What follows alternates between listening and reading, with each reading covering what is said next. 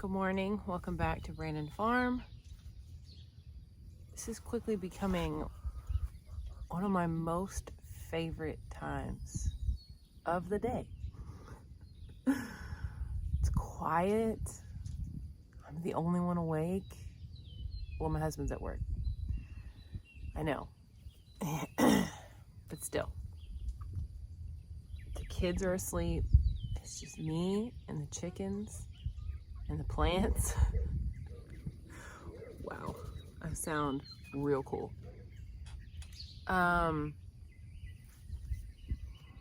Except for the bugs. I could do without the bugs. I was gonna set my coffee here, but something is jumping out of these plants. Right into my coffee every time I set it down.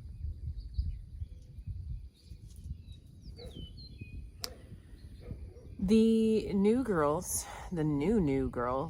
I actually didn't plan on getting chickens back to back like that.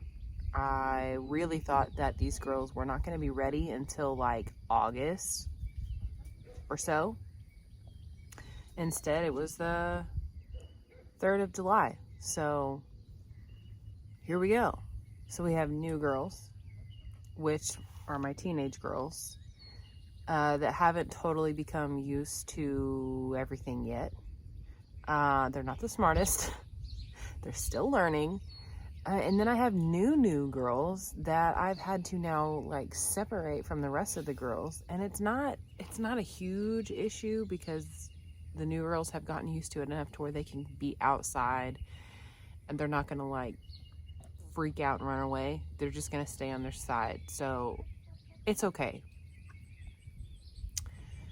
But the new girls, on first impression, I mean, they're cute, obviously. What chicken is not cute? I'm sure there's some, but they're cute, but they're kind of mean. My salmon Faverol, the lighter color with the beard, she's got a beard, and she's got feathered feet. She's kind of mean.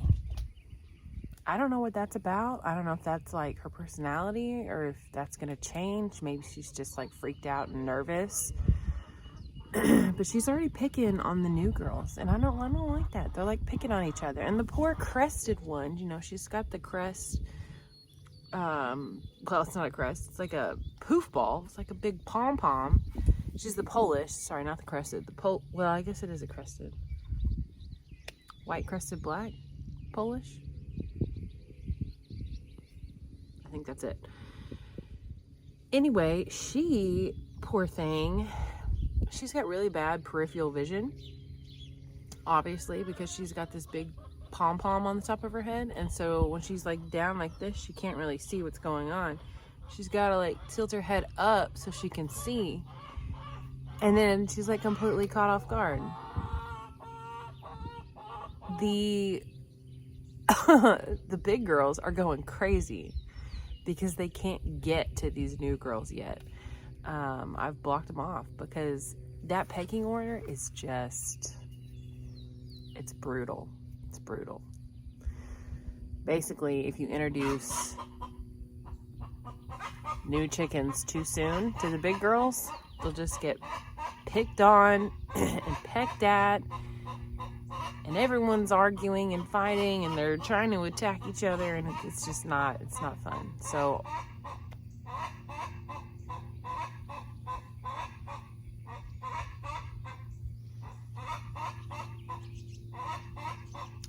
I like to keep them separate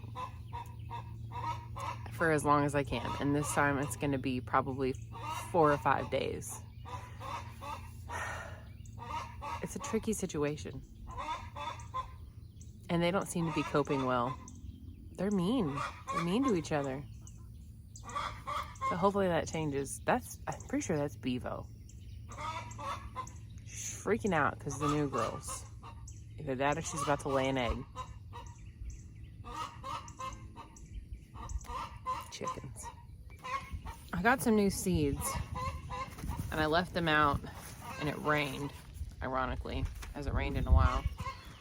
I got cilantro seeds, and I got these tender green bean seeds. So it says outdoor sown for our area is March through September. I could plant them now.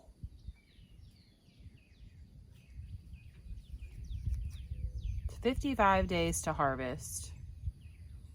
They're container friendly. Do have a lot of containers. And beans, let's see, it's a bush snap, high yielding, compact variety that's producing delicious 6-inch stringless pods. Bevo is so ticked off right now because she can't get to the new girls. She won't calm down. Janet did the same thing when we brought home the last round of new girls. But Janet's over there, she don't care. Bevo's freaking out. The cilantro is August through October. 60 to 90 days to harvest. Problem is, these did get wet. So I'm hoping they don't try to like germinate in the package. I forgot I had a little seed bag down here. Put those in there, even though it's probably too late. And then my beets, August through October. So I was talking to my mom. This one is August through October. This one's a hard one to read. I was talking to my mom and we were talking about like the back of the seed packet, right? And it says outdoor sown in August through September or October.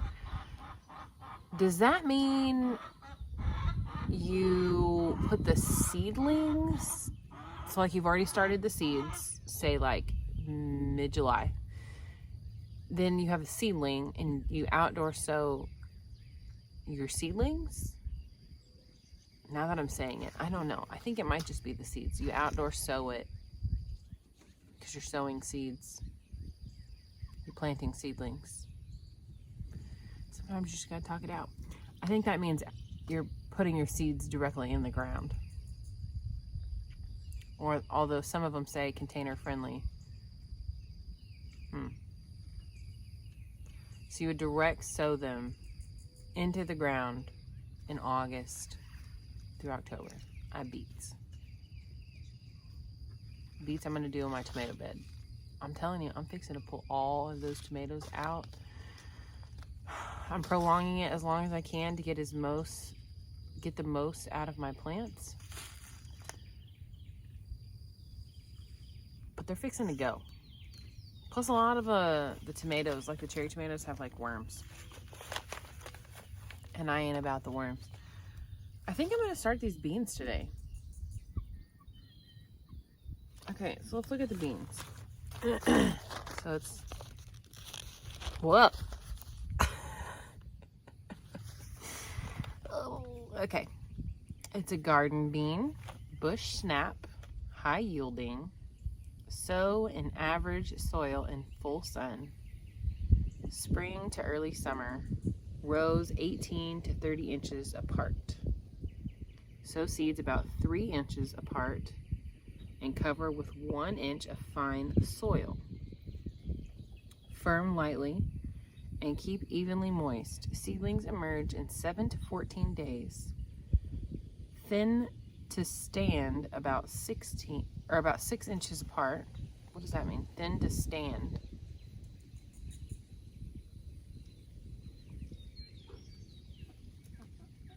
Thin to stand about 6 inches apart when seedlings are 1 to 2 inches tall.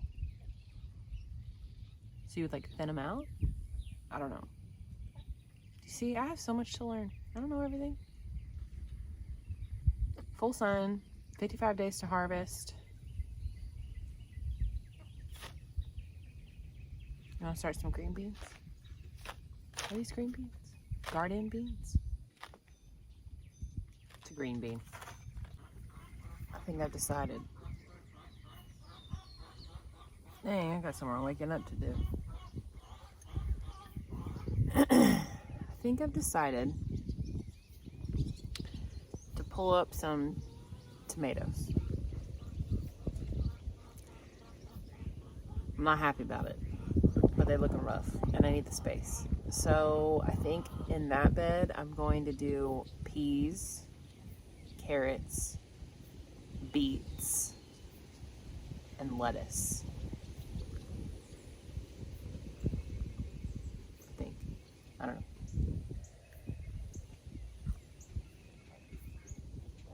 For now, I can pull up one side and plant my beans. I'm excited. Let's do it. Okay, before we do beans, I did want to mention that I ordered I have a subscription through Spalding Fly Predator Company. I don't know. I gotta get the exact name. But essentially, I say essentially a lot. I don't like it. Okay. Spalding Fly Predators. They send you a little box every month full of these little tiny bugs that eat the fly larvae. So it controls your fly population. So you don't have as many flies. You go online, you type in Spalding Fly Predator. You basically fill out like a quiz situation. So that way they know how much land you're on, how many pets you have, what kind of pets you have, animals, livestock, all of that. And then your square footage, and it tells you how many fly predators they need to send you each month to control your fly population. We did it last year. We had really good success with it. It basically took out all of our flies. We had maybe one or two here and there, but it wasn't like what our summers normally are, where they're everywhere and they're buzzing around and they're in your food and they're in your house, and it's basically nuts. So I would continue to do this every year. This is the second year I've done this, and this is probably the third box that they've sent me so far.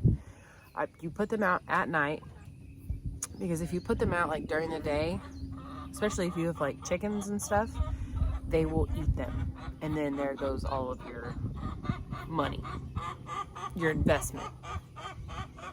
So my advice, Janet's freaking out. She's freaking out. I'm not sure what's going on. My advice is to put them out at night. You sprinkle them around. They come in like this little baggie with like bedding and all the bugs in there and stuff. You can see them kind of crawling around in there. You want them to be lively. If you get them and they're not moving yet, you want to wait like overnight until they wake up, and then you want to go ahead and put them out. So you just sprinkle them out. I put half the bag, well, not half the bag, like a quarter of the bag, I guess, up at the house around our porch, because, you know, we've got flies that get in the house and stuff, and I don't want that. So I put them up there, and then I sprinkle the rest around my chicken coop and in my garden, because that's where they're multiplying, and that's where they are, because they, you know, flies, they're attracted to all the livestock and outdoor animals and, you know, all of that. So that's what I do with them. I think it's definitely worth the money. It's not super expensive. I mean, depending on how you look at it, but it controls your flies. So I don't have to have those hideous fly traps anywhere. I just sprinkle my little bugs out at night, and then they're controlled until my next box, and then I put it out again. So I do a 6-month, I think, subscription on that. So for 6 months, they'll send me the little box of bugs. A friend actually told me about it at work, Susan. She's awesome. She has definitely been there for me as far as like animal wise and holistic wise, and that's really cool to have a friend like that. So I really appreciate her. Yeah, she turned me on to them, and I really like the fly predators, and I think I'll continue to do that. So that would be my advice if you're looking for some fly control. Look them up. Spalding, I think it's Spalding Fly Lab, or it's Spalding Fly Predators. I can't remember. You can tell I haven't looked it up in a while, but I just trust that they send me a box and I put it out when it gets here. This is the side I'm gonna go ahead and pull up. I've got like 4, maybe 5 tomato plants on this side that I'm just gonna pull them up. They're not producing anymore. There's no fruit on them. They look like crap. They got to go.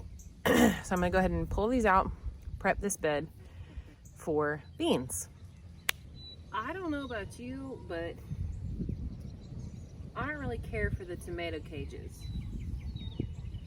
Well, number one, I can't even get it out. I don't know, it's like concreted in there. Oh, I gotta figure that one out.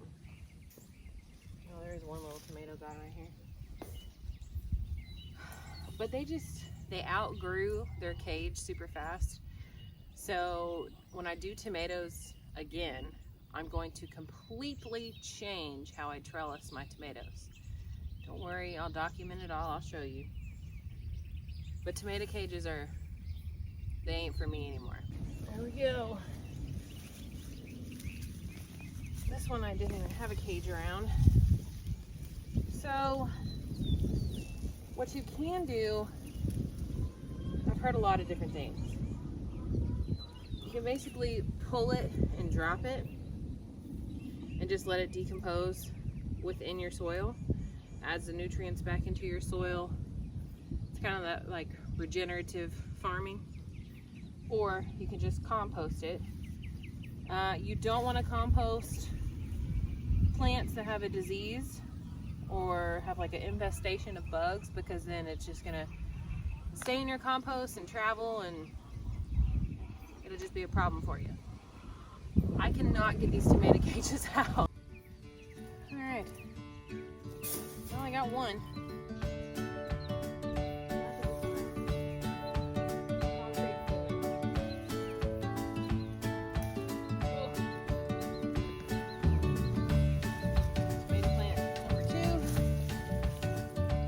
I have pulled out several tomato plants, basically all of where I'm standing right here.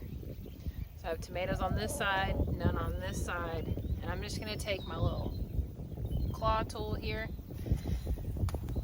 and kind of just break up the soil, because it's kind of got compacted with the roots and the weeds. I just want a nice loose soil to be able to plant my beans. So I'm just gonna take this and break up the soil a little bit, just the top. And I might add maybe some dirt back to this, just to kind of get like a fresh start. But I'm only gonna add what I have, because I'm not gonna go get anything.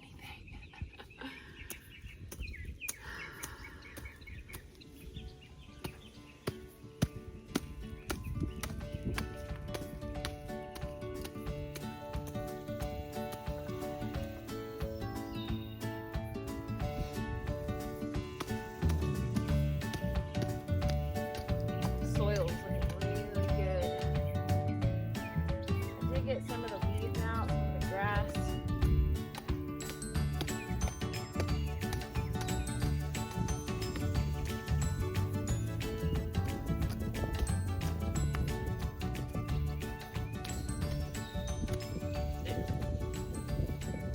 Good. I'm just gonna add this bag, half a bag of peat hummus. I don't really know how good this stuff is, but it's what I got. So I'm gonna dig into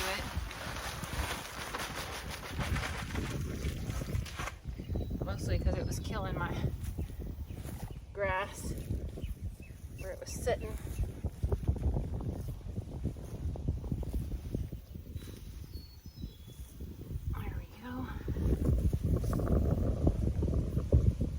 Big clod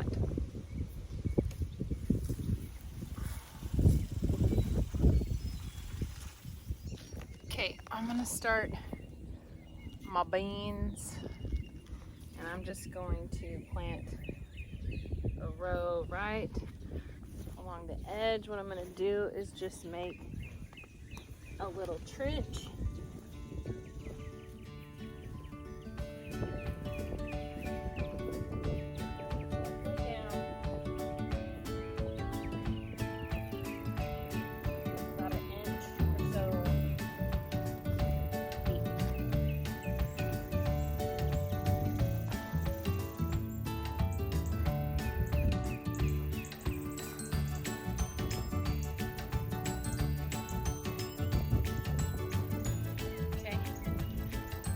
Got my trench. Let's see what these suckers look like. Oh yeah.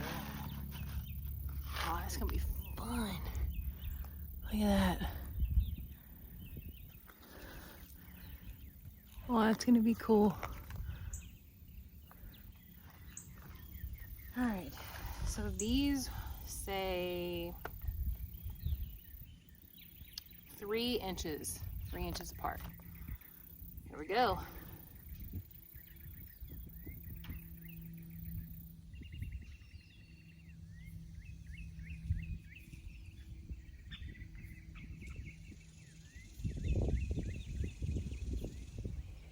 I'm gonna lightly just drop them in.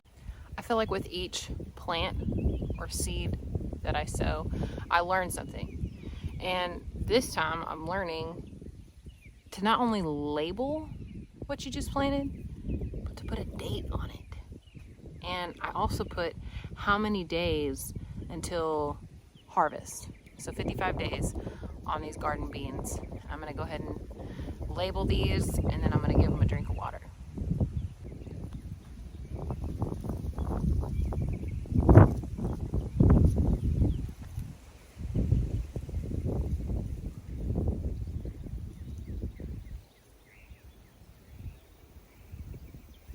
Well, maybe.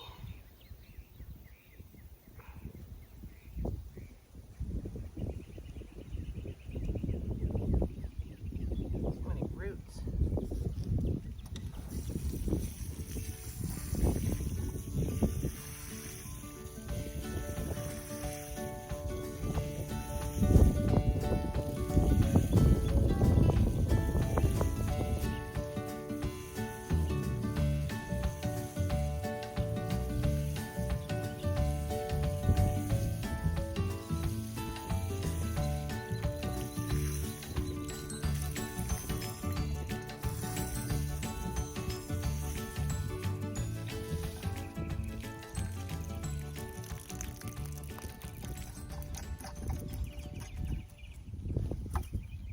Okay, you saw it here first. I planted beans. I don't know why that's so exciting to me. I guess because I've never planted beans before. So I'm curious to see what these are gonna do. And if I need to trellis them or not. Okay, I think that's all I'm gonna do today. It's the 4th of July. I'm just gonna kind of take it easy. We got some plans later today. It's been a busy weekend. A lot of shooting content too. You know, I find that all of my content gets shot mostly on the weekends because I have all day to do it. It's not like I'm coming home from work at 4 or 5 o'clock in the afternoon and then trying to shoot a video. I really like the weekends, so that might be when I shoot my content, and then later, either that evening or during the week, edit and post. If you're wondering what my schedule's looking like. I really appreciate you tuning in and watching my crazy videos. I hope you enjoy them. Please be sure to subscribe if you like them. Tell your friends. Share my content. Isn't that what it's all about? Getting your name out there. I'm going to continue to do this. I really like it. It's fun for me. It's kind of like a little outlet. And I just hope you enjoy it too. If you are thinking about starting a garden in Texas, particularly zone 8A, wow, Why can I never remember that? For the longest time, I've always been told we were in zone 7. We are not in zone 7, and we're in zone 8. I think. I'm pretty sure. The link is in my, not the link. It's in my bio. I don't have links yet. It's in my bio on Instagram. And I have to reference it often because I forget. I'm telling you, mom brain. Anyway, if you're thinking about starting a garden, now is the time to be thinking on what you want to plant. Getting prepared, getting your soil, getting your beds prepared, or your ground prepared, whatever that looks like for you. If you're going to plant in like raised beds or garden beds, or it's just directly in the ground, prepping everything now is key. Particularly doing it in the morning when it's not so hot, or in the evening when it's not so hot. But now is the time to get prepared, figure out what you want to plant, order your seeds, go buy your seeds, whatever. Get a game plan. To my knowledge, now is the time to plant. August and September is the time to plant. So in August and September, you want to go ahead and put your seeds in the ground, or your starts in the ground, and let them take off for your fall harvest. And if you're looking for a little motivation, here it is. Just do it. Put something in the ground, sow a seed, plant a plant, start your garden today. Because why not?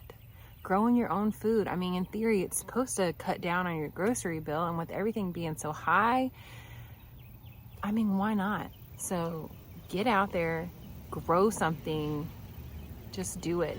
You got nothing to lose.